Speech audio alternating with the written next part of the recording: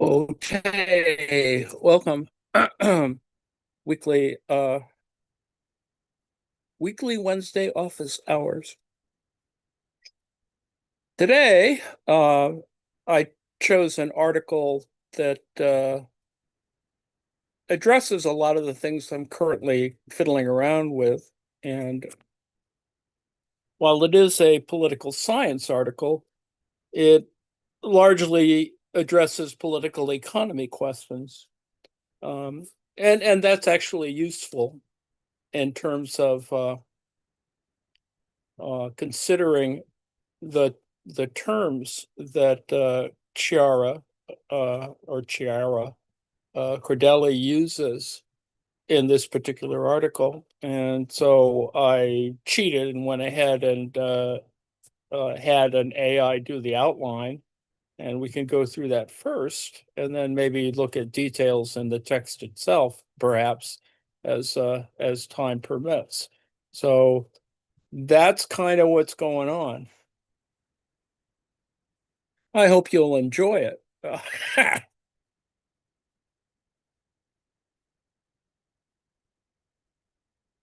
So Wednesday office hours happens at 6 o'clock on Wednesdays, and I'm going to try and continue to do this. Before, I was doing lots of preparatory videos, and I may or may not try and do that in the future. Probably they'll center on trying to get an overall picture of some of the things that I've been fiddling around with, and I hope you'll find this useful.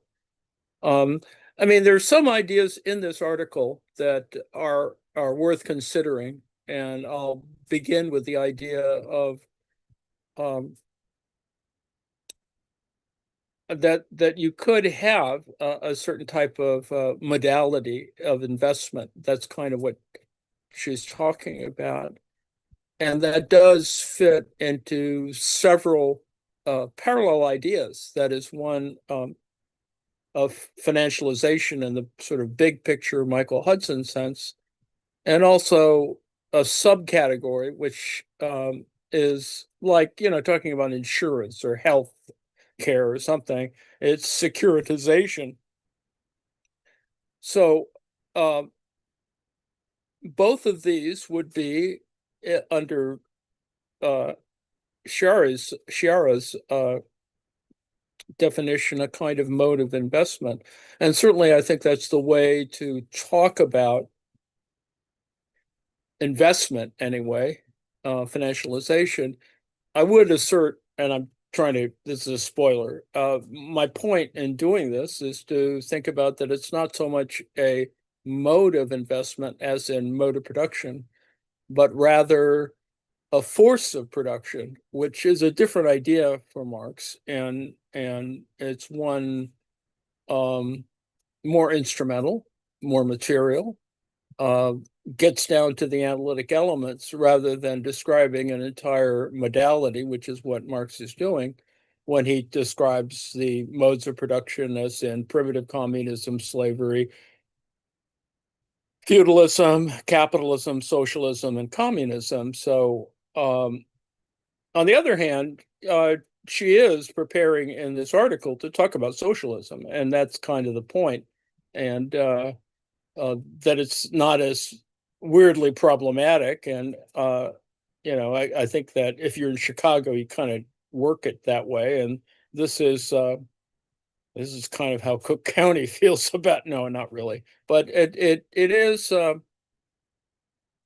I think important to try to work through what these various concepts are, these sort of side ideas, and because as I think if you've been following the stuff I've been doing, the idea of subsumption is Hegelian, but also goes back to Kant and even Spinoza, and I think that those ideas, the kind of rethinking of certain analytic categories when you approach trying to do political economy, and ultimately worry less about the problems of political economy, the differences among classical views of capital, as opposed to whatever neoclassical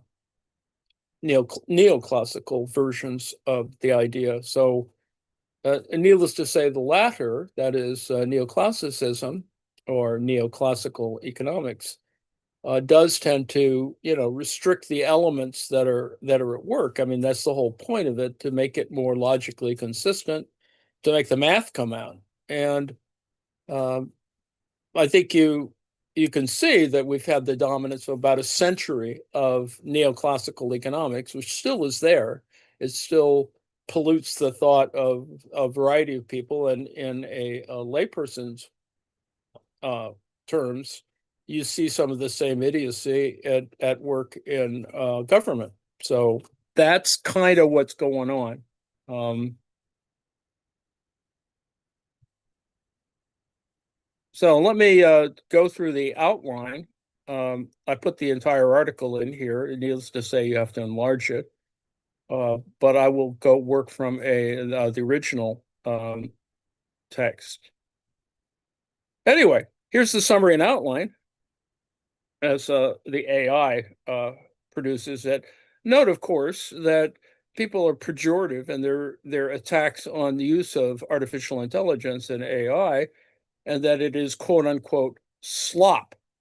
Well, it's only slop if you don't read it. I mean, you can tell whether it is sloppy or badly configured if you sort of go through it. You can sort of see where the problems are, that it overgeneralizes, it chooses certain concepts because the algorithm sort of says, well, this idea comes up X amount of times, and within this particular kind of corpus, so the type of corpus. So then it makes a judgment, and then of course gives you a kind of uh, conversational front end and back end to say, oh, you've done a good job. This isn't a good idea, and you should continue to it. And I think if you're a true narcissist, you would believe AI, but it is slop. I mean, but then again, all language is slop without overgeneralizing. There is a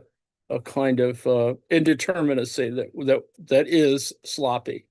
All right, summary and outline. What is the wrong of capitalism by CHIARA Cordelli? Main argument.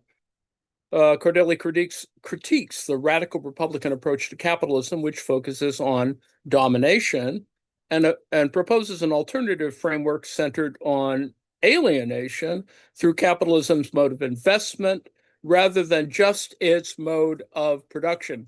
Now, note, of course, that mode of production is seen in a variety of ways under historical materialism, blah, blah, blah. And mode of production describes Department One, as opposed to Department Two of Volume Two of Capital. That is this idea that the production side is really where all the stuff happens, where you can argue for labor theory of value, et cetera, et cetera. And so, in that sense, uh, it is a critique in this sense, or a commentary on productivist or modes of production arguments, Department One arguments. And I think, and the bridge to this, and the general question that I think we can see in David Harvey and a variety of other folks, is that the idea of circulation, or the circuits of capital, are really more important. And of course, investment, financialization, is part of those circuits of capital. So I think you can actually see this fit into a variety of approaches, and I'm not reducing this to David Harvey's argument, nor am I reducing it to other kinds of arguments. I'm just saying that if you're going to indulge yourself in heterodox, non-orthodox arguments, ones that ultimately still are, with all due respect to Rockhill, um, anti-imperialist, because ultimately that's what this critique is. It still goes, to a Leninist idea, but you sort of have to be careful about your terms. And in that sense, I suppose you'll find out that I have a quibble with mode of investment, um, whereas I would think it's more like a force of investment. and forces of production, I think, are a different way of thinking about this. But then again, you have to get into how one argues for that, whether it's in German or French or blah, blah, blah. So this is an idea that's been brought up before, decades ago. So this is not anything new. And the idea of alienation, with all due respect to all the varieties that we've kind of looked at, some of, uh, and which do derive from people looking at political theory, as opposed to political economics, which it's not a bad thing. It's just simply that, the cross fertilization of ideas is really important. And I think that when you start to think about analytic terms, you sort of need to get a better sense of that. So when you get to the text itself, that's kind of what's going on here. And it's all important because the idea of domination is clearly what goes on. The complaint, for example, that Rockhill has about the professional managerial class, the management class, the argument that you can trash the Frankfurt School on, as sort of sort of the distraction or the diversion that Western Marxism does, as opposed to whatever the non-Western Marxism looks like. You say that argument goes south when you begin to look, as I've said before, at the kind of the details.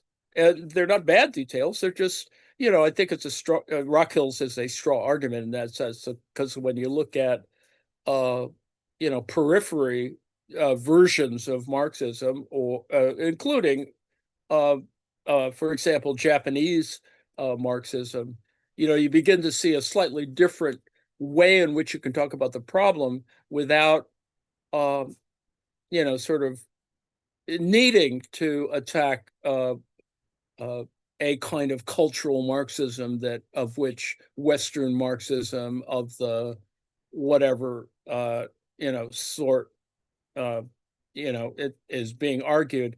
And I have no problem with Rockhill's argument. I just think that it's a little overdetermined in some ways. And of course, you need to do that because you've got to sell books. But, I think ultimately we still have to get down to the reality, the actuality of the problem. So Cordelli critiques the radical Republican approach to capitalism, which focuses on domination and proposes an alternative framework centered on alienation through capitalism's mode of investment rather than just its mode of production. You see, I yammered at great length about the just one paragraph. So this is the outline. The introduction of recent economic crises, to the Great Recession, 2007, 2008, have renewed normative critiques of capitalism. It's pretty clear, right? If you read Michael Hudson and a whole bunch of other folks. Now, three traditional critiques exist. Liberal egalitarian, number one, capitalism generates unjust inequality. Number two, workplace domination, imperfect labor markets create employer power. Yeah, that's uncontroversial in that sense. Number three, and imperfect as opposed to what the illusory, what we might consider a perfect labor market, which would be sort of interesting because at some moment, from a Marxist point of view, there is no labor. At some moment in the historical materialist view, there's just, a perfect labor market would be communism because there is no market for, you don't have to do it that way. But anyway, so it's always, in this case, imperfect in that sense, try to achieve infinity and blah, blah, blah. There's a math for it. Number three, exploitation. Capitalists extract surplus value from workers.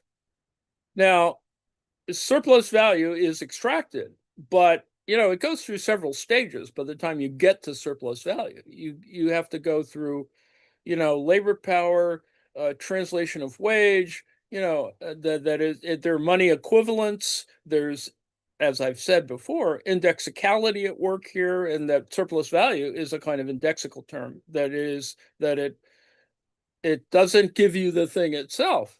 So that extracting surplus value from workers, yeah, that happens without doubt, and with no, discord with the idea of a labor theory of value. The point is that you've achieved a certain degree of abstraction, however you want to say it, that is still, and I think that that's where, modes of investment come in. There's still material. There are material consequences. There's serious material consequences if you look at the recent crises. So um, you can't sort of, on the one hand, you want to say, well, all this was happening in the financial sector, that, there weren't labor consequences. Well, there were labor consequences. I mean, people got jobs and lost jobs. People were underemployed or unemployed in that particular context. And you have to look at it spatially in a David Harvey sort of way. You have to look at it that it's not, global, but rather more regional, more direct, more center periphery spatially, And there's all these other things that are involved. And so surplus value is, it tends to get reified in these arguments as though we all knew what surplus value is, and that, that it's not really a proxy for something else, and that it is a means by which you can argue for alienation, which is fine, and you can also argue for domination, which is also fine. It's just that you have a kind of tension between these two polarities, at least from this article's point of view, that and you can see that historically that this is just not making theoretical stuff up. Workplace domination is why you get syndicalism. It's why you get operaismo. It's why you get worker control of stuff, worker councils, all that kind of stuff. And I think that it is meant, of course, to uh, equalize that which is unequal, wages, more specifically, which is certainly one part of the argument. But wages are only a sign of a whole bunch of other things. Um, that, as I've referred to the pay stub before, the pay stub has a lot of things in it. There's a lot more going on. Now, whether you decide that the pay stub is labor power itself, it probably is not, but it does signify all of those kinds of things, and in a more analytical and quantitative way, a way in which the political arguments, come forward. How much are you paying for healthcare? Getting rid of certain forms of subsidized healthcare can be a target, like the attack on the ACA, via trying to make it just more expensive than actual healthcare, whatever that means in the American sense. I mean, it's just it reaches a level of absurdity, of course, as we've seen. And anyone listening to my voice, if you're an American, you may know that that's why, insurance rates go up. And then because insurance rates are a reflection on securitization and ultimately financialization, because that's where all the capital's going. It's moving around, it's being distorted, it's being exploited, it's being whatever. All that stuff's going on. So now the fact that it doesn't look like labor in the big picture, it looks like labor in the small picture. It's Marx's volume 3 labor, the labor of uh, managerial capital or merchant capital, that is still part of money capital. I mean, there's it the tendency to argue from this is always problematic, as far as I can tell, for a variety of folks. It's like political science folks don't read enough economics, and vice versa. It is uh, it is an issue that demands interdisciplinarity. But anyway, all right, so I've yammered enough. Radical republicanism claims to overcome these by identifying capitalism's distinctive wrong. Finally, we get to the sort of the core. capitalism's distinctive wrong as structural domination through private ownership of means of production. So finally, we get to the reason why all this crisis, the brouhaha occurs. It's because of property. It's because of private ownership. It is because of seizing the means of production means a lot of things, and it automatically, or at least it implies certain other kinds of issues that become more problematized. Why does not a single party system still retain, regardless of its ideological position, still retain a domination issue? And at the front end, it says, well, social welfare is expanded, but that argument doesn't work real well when you think about Nazis or whatever. Historically, this is a bigger problem, and one that is not simply about ownership or structural domination, but rather thinking bigger picture things about the difference between structure and agency and a variety of other. But it is, yes, of course, morally speaking, a distinctive wrong as opposed to a right, which is kind of where she heads off in the front end of the article. She gives us Rawls and a bunch of other stuff that is all very important, and we need to read it and we need to know it in order to move further on. But the point is that it's still, there is a familial similarity among these arguments that needs to be addressed. As though Rawls' veil of ignorance, for example, is more material than you think. The veil of money and the veil of ignorance is, there's an interrelation between the veil of money and the veil of ignorance. Anyway, that's for another lecture, I suppose. The Radical Republican Critique, 3 core theses. Number 1, a non-contingency thesis, that is, domination under capitalism is necessary, not contingent on capitalist dispositions. Now, there's a lot there, a lot to unpack. The idea that there is a kind of necessary element, but its contingency and ultimately its agency is, of capitalist dispositions. You want to think about, what does that mean? What kind of things are going on? Can we analogize that to that currently the United States, for example, is under a bizarre capitalist disposition that identifies all kinds of wrongs that manifests all kinds of wrongs, yet still is capitalism in the big picture. Developing prisons, increase in, you may want to call them detention centers, but they're prisons. And yes, they're temporary prisons. But on the other hand, the current record for detainee detention is 4 years. So that's pretty felonious, and yet the guy, wasn't necessarily felonious. There's a whole bunch of other stories regarding the person who has been detained for 4 years.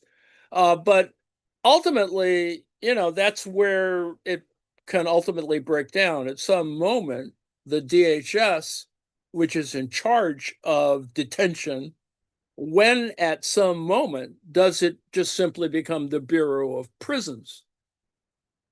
Now, you can even argue, in fact, and I think you can at this current moment, that the conditions under the Bureau of Prisons is probably a little better than the conditions under DHS detention in the United States. But anyway, these are contingent elements,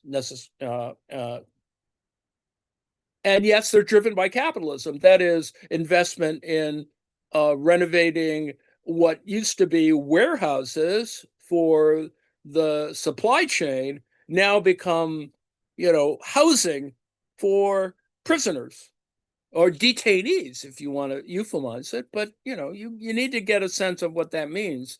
And of course, it is, no one in the Customs and Border Patrol, when they refer to the people they've captured, like in Minneapolis, as quote unquote bodies, this is empirical stuff. It's not Foucault, but it is Foucault ultimately. It is carceral. It is, all of those things. Anyway, number two. See, it takes a long time. Core theses, and one core thesis that you may or may not want to consider. Uh, uh,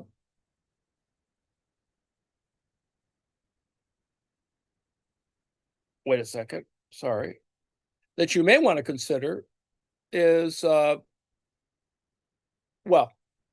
core thesis two is the domination thesis. Owners' control over labor constitutes domination. Now, it's more than that, but it is the carceral control is exactly the same kind of thing. That is, if you've got all these people in detention, well, why not put them to work? That's a bridge too far, probably, hopefully, for most people. But that's exactly what happened in German concentration camps, right? You have extermination camps, you have concentration camps. The part of the concentration camps that is productive, with all due respect to Department One, is that they're positioned next to factories. I mean, and people are quote unquote worked to death. And that was the whole point. In fact, you can see it in the documentation that this, there's throughput. And it is, yes, all about owners' control. Anyway, number three, the third thesis, structural injustice thesis.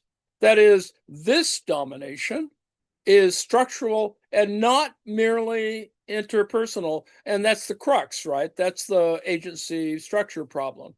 It's not about individual capitalists. There's other kinds of issues. And I think the perfect example is the acquisition of, multiple locations that were formerly used to house objects, that is, things in the supply chain, and to put people there, because they're no different to certain parties. That they're just there temporarily because they're only part of the deportation argument. The problem, of course, is that you can arrest many more times the number of actual criminals, the worst of the worst, or the deportable. And that's currently the problem that's going on now. You have a quota system.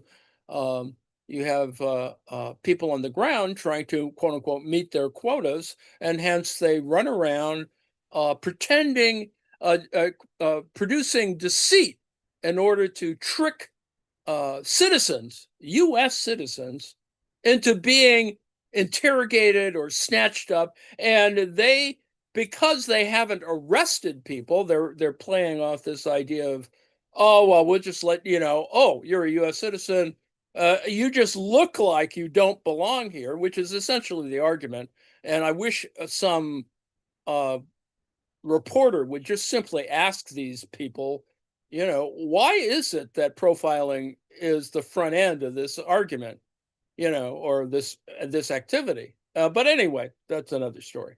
So structural injustice, needless to say, at every second. So number three, critique of radical republicanism. Do owners always dominate? The problem is ownership of means of production is insufficient for dominations. It's kind of a Rockhillian argument in the sense that you do need all this managerial power, even a professional managerial class power, to do this. That it's not about property, it's about articulation, instrumentation, or instrumentality, blah blah blah. Key insight: production requires capitalization, a process of valuing assets based on expected future profitability. This is, the argument of that the reason why we have the volume 3, financialization. Anyway, capitalization depends on, and yes, here we have exactly the issues of capitalization, investment decisions are driven by expectations about uncertain futures. Indeed, complex capital market, no single owner controls. I mean, there's no perfect monopoly. And yes, of course, you can blame socialism becoming the monopolist, and that's a really stupid argument. But anyway, uh, politics of expectations, that is cultural institutional factors, and that's the cultural side of a expectations, a larger economic expectations argument that has all kinds of other implications relative to the Fed and blah, blah, blah, and markets. And yet you have examples of this kind of manipulation, of this sort of immoral manipulation of this, DHS procedure. By yesterday, they arrested a 19-year-old and a 14-year-old doing what 19-year-olds and 14-year-olds do, just driving to the Walmart. And the Border Patrol or ICE people jump on them in the Walmart parking lot, slam them to the ground and blah, blah, blah, blah, blah, and make all kinds of threats and traumatize them. Ultimately let them go because they're citizens and they were just trying to buy something at the damn Walmart. So anyway, and Walmart should weigh in on this with all due respect as as a public institution on the one hand, or at least that having quasi-public spaces should actually say, as property owners, ICE, and this is no different than the Home Depot or Home Depot kind of scooping up of people. Now, in the Home Depot case, the fact is that some Home Depots have been transgressed. That is, the ICE, DHS, CBP people have actually gone into the Home Depot to drag people out. There's a certain moment at which capitalists have to sort of say, this is bad for business. I think. I mean, I don't go to Home Depot anymore just for that reason, but partially because, I can be easily profiled. And with all due respect to every Asian person who speaks Spanish, I don't speak Spanish. There's a whole bunch of other issues at work there. Anyway, politics of expectations, cultural and institutional factors, which I've just described. For example, 1980s deindustrialization, factories shut despite unchanged productive capacity because of shifted investment expectations. What does that mean? Flexible production, offshoring production, globalization. That's what's at work here. This is what globalization creates. It deindustrializes some places, like America, and develops industrialization in the periphery, whatever that means, in quasi-post-colonial spaces, however you want to describe it. So, conclusion. And it's a simple conclusion, but I suppose, you have to sort of develop the argument. Ownership alone, property, doesn't grant power to dominate, never does. Domination is as contingent as exploitation. So the moment here, of course, is this idea that, you don't have absolute power. On the other hand, you do have contingent power, and that is Home Depot should tell these slave patrols to try and practice their slave patrolling on actual public space as opposed to quasi-public space. Because I can see this happening in the next example of this, and yes, there will, with all due respect, and because this is happening in red states as well, this is going to happen somewhere. ICE, CPB, DHS is going to invade a shopping mall.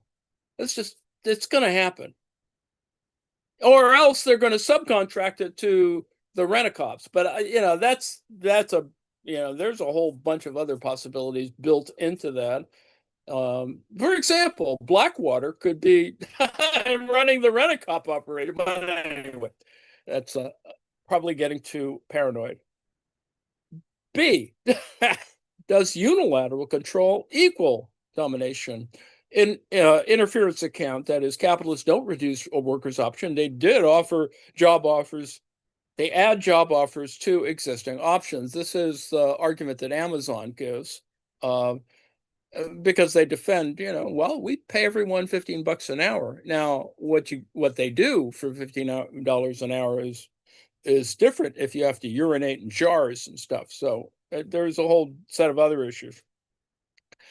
Exploitation does not equal domination. That is, taking unfair advantage is not the same as removing choices. That's a whole political science thing that probably people should pay attention to, because it is this, it is a discussion of the market for human capital ultimately, and that's kind of gets us back to the issues of the current, deportation, uh, imprisonment crisis. At the production stage, employers exploit, but don't necessarily dominate. It's like uh, uh, DHS arrests, but they don't imprison. Well, yes, they do. I mean, they detain people, and as I said, up to 4 years, which is that's not, it's more than a misdemeanor. Well, let's just put it that way. Anyway, at the distribution, this is production. That's at Department 1, production stage. At the distribution stage, Department 2, if domination exists, it's reducible to exploitation, which, that's kind of, that's certainly possible and certainly does exist. And it's certainly one of the arguments about exploitative and unequal incomes and wealth disparity, and et cetera, et cetera, et cetera. So, yeah, that's part of the argument. Number C, does capitalism itself dominate? And she goes to Gurovich's agential account, that is, account for relative to agency. Owners intentionally support property systems enabling domination. The guy who runs Home Depot is a Trump supporter, but we don't want to necessarily extrapolate that. And it's certainly clear that if you look at Home Depot culture, there is a certain, well, anyway, there is securitization is really important to Home Depot. Let's put it that way. Problem: can't infer intention to dominate from mere participation in complex capitalist structure. Of course you can't. I mean, that's the whole intent question. And the reason why DHS can grab people but not arrest them, brutalize them, but not be held accountable for it, kidnap people, move Minnesotans to Texas, and force them to pay their own way back once they let them go because they're U.S. citizens or have enough paperwork. That's exactly where we are now. But anyway, impersonal can't infer intention to dominate from mere participation in complex capitalist structures, and that's an accountability issue, certainly, as I've just pointed out. Impersonal account, as Roberts might talk about, and this is the more politically economic approach, market forces dominate without individual intent, which is just simply a structural question. Problem: impersonal domination may be incoherent. If one is responsible, how is it unjust? And this is the argument that the Frankfurt School provide at one level. At another level, doesn't, it's not fully articulated, and it's problematized by history and being, refugees and blah, blah, blah, blah. So, I'm not, trying to defend the Frankfurt School position from a Rock Hill critique, but, there is incoherence in this when you think about, oh, well, there are more instrumental reasons, there are cultural reasons why some of this is happening.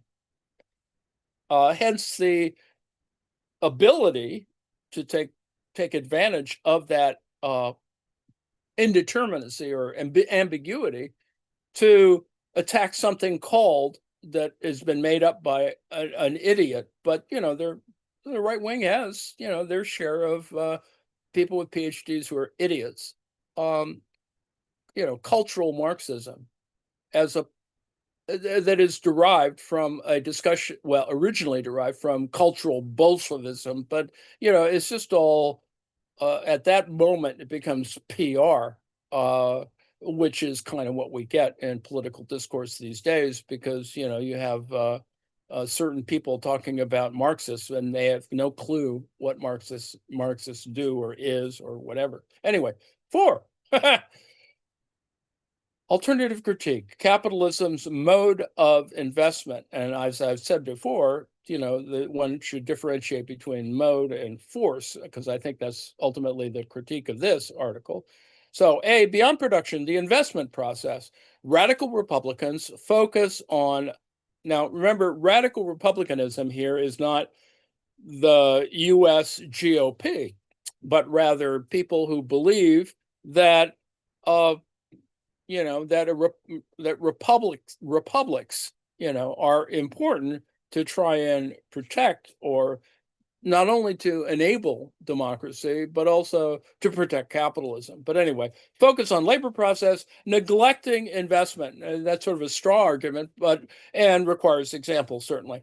Under capitalism, investment decisions determine what gets produced, where, and how. These decisions are privatized. You see, that's kind of where we are now with, healthcare, et cetera, left to profit-seeking markets. So there's this implication that profit-seeking, has moral superiority in that particular sense. And, if you're a Protestant, you sort of get a sense of that as well. Anyway, investment is uncoordinated, anarchic. This is the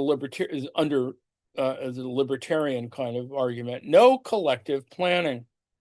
2 key features: depoliticization, transformative societal decisions left to private investment markets. You can see that there's something going on here, right? And that's kind of how 2007, 2008 operated. And you can sort of see that, for example, in Michael Hudson's description of the entire, debacle.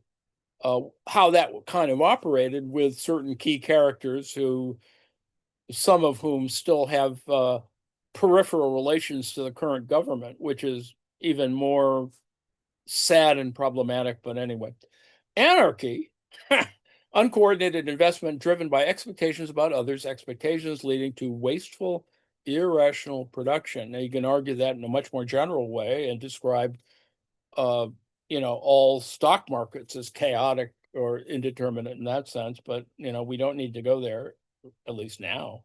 They're wrong. Ultimately, we get to the point, of her article, and that is alienation, not domination. Citizens cannot understand or affirm their society as a result of their collective doing. They sort of can't. But you don't sort of imply, because they can't, that they don't deserve to vote, etc. They experience powerlessness and detachment from their socio-political order. Yeah, this is a form of political alienation. A deficient relationship between citizens and their institutions. Unlike exploitation affects only workers, alienation affects all citizens. You can see this applied more generally in an attempt for example, in Tennessee, to eliminate voting rights for women, because the head of the household deserves to vote, because this is a kind of model that goes all the way back to the founders. It's about property, and ultimately implied from that, of course not explicitly stated, is that women are property, but that's a whole nother set of issues. Number 5, implications: socialism as reconciliation. That is what socialism should mean. Now, the problem underlying this at the big front end is that, the actually existing socialism argument, which, is a more isolated argument relative to the Soviet Union, et cetera, et cetera. So, there's this, perfect being enemy of the good sort of thing going on. So what socialism should mean: not just overcoming labor domination. That's sort of the front end for most trade unionism, right? Gaining better relations, social relations between classes in that sense as exhibited in the workplace. And of course, there are socialist versions of that in Spain and Italy, etc. They're more collectivized, cooperative versions of this kind of labor domination problem, spread out the authority. Now, if you've ever sort of been in a co-op, there's a whole bunch of other set of issues that come that are Soviet-like and as they operate. But anyway, that's a whole nother story. A project of reconciliation, reappropriating collective control over society's future, which is not uncontroversial. Institutional requirements, democratic planning of investment, not just owners' workshop, not just workers' ownership. This is the problem of cooperatives, for example. Participatory models where communities, enterprises, and decentralized bodies coordinate investment decisions, that Ralph Nader kind of stuff. Changes in ownership structures to enable democratic control, and markets may play an epistemic role. Now, that's a whole another set of interesting arguments, but anyway. But investment direction must be democratically determined. So already this is problematized, but it's a good thing if people know what they're doing. It's a bad thing when you have one party rule and crony capitalism at work with kind of, Hungary or, whatever, X number of examples, contentious examples in Latin America, etc. So, key contributions of the article. The critique of republicanism,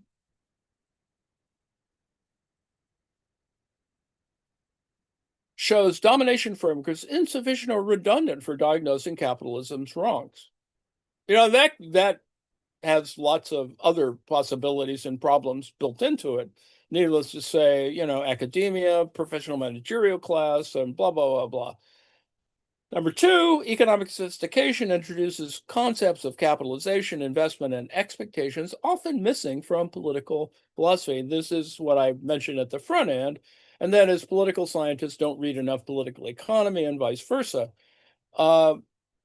This is an issue, and it's manifest, whether you're orthodox or heterodox, in, sort of some progressive left approaches to the problem. And of course, this becomes even more critical, as I would assert, in the context of environmental policy or a variety of other things, because it gets much more ugly and much more complicated. Anyway, new diagnostic category shifts from domination to alienation as capitalism's distinctive wrong. Now, the domination alienation argument is not really a new one. It goes back to arguments about a dictatorship of the proletariat and a whole bunch of other things. So it's not, this is not a new thing. Capitalism does have a distinctive wrong, and it is built into these things, and it was identified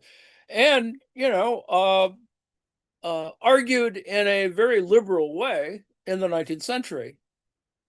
It's also argued in other ways, but, you could say that, in undercurrent liberalism, that's kind of where we are, and neoliberalism preys on that, or is parasitic on that kind of idea. But anyway, number four, institutional focus emphasizes investment, not just production, as the critical site requiring democratic control. This is a very, Ralph Nader-like in that sense.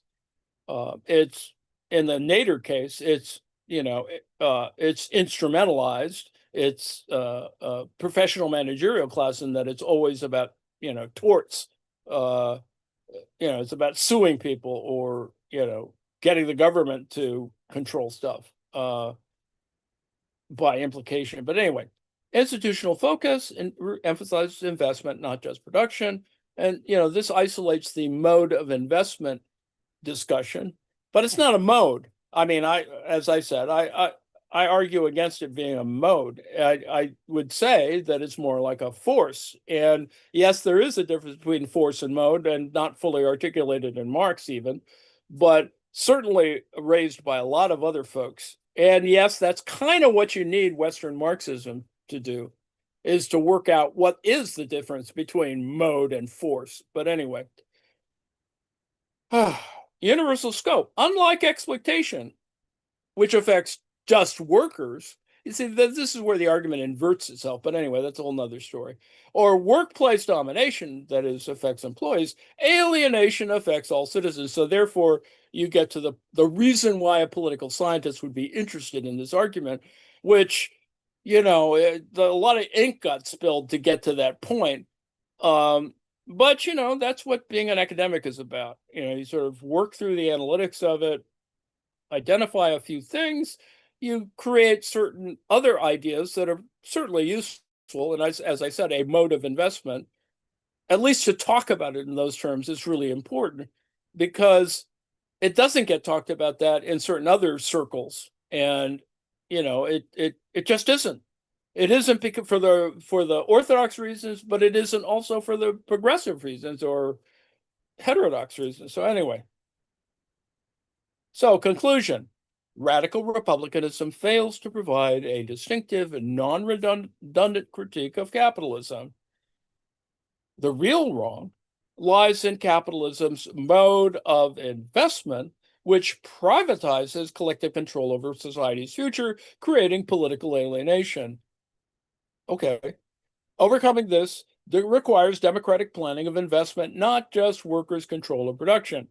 One would assume, relative to control of production, that you would be part of the planning of investment for a particular firm at the firm level and ultimately at the sectoral level. So, which is kind of what goes on in Germany, I guess. And, this is not so horribly new. It just is not, in the American context, sort of probably impossible in some ways, simply for issues of power relative to domination. So anyway, I got to the end of the outline. So that's kind of, and how much time have I used? I've used up all my time. Ha! So I leave it to you to read the article, and those who came in late, been talking about the outline for the article, What is the Wrong of Capitalism? CHIARA CORDELLI at Chicago. A good read, important read, because she articulates all of the things that you need to know that are background to the political side of the issue, and the implications it has, of course, for political economy approaches. And, with all due respect, this is why some people have become interested in or engaged in, for example, distributive justice problems, because distributive justice is at least one way, however, cranky for its own, because of the law, way of approaching the problem. So the legal, political, the LPE folks, which is an extension of CLS and blah, blah, blah, you do sort of need to think about those contingencies, because that's what contingency is in that context. So I hope you'll find this useful. It's a new article, so